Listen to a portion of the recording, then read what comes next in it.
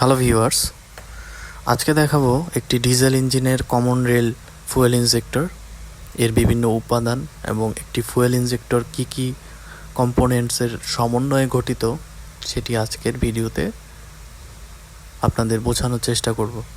তো প্রথমেই দেখতে পাচ্ছেন একটি ডিজেল ফুয়েল ইনজেক্টরের উপরে যেই অংশটি থাকে সেটি হচ্ছে সলোনয়েড। এরপরে ক্যালিব্রেশন সিম থাকে সলোনয়েডের ভিতরে। এরপরে ছোট্ট একটি জিনিস দেখতে পাচ্ছেন সলোনয়েড স্প্রিং সিম।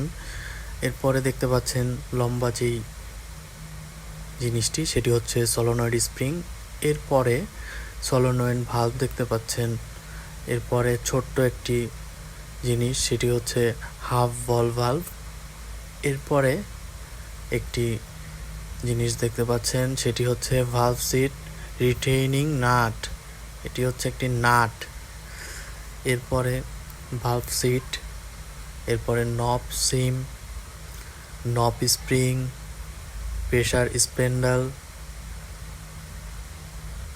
এরপরে কমন পিস্টন, এটি হচ্ছে খুবই গুরুত্বপূর্ণ কমন পিস্টনটি।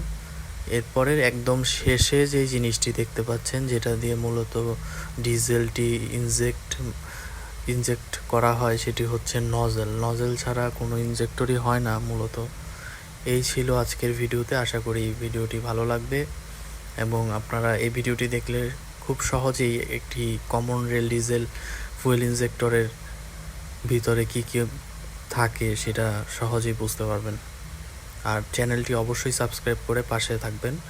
ধন্যবাদ সবাইকে।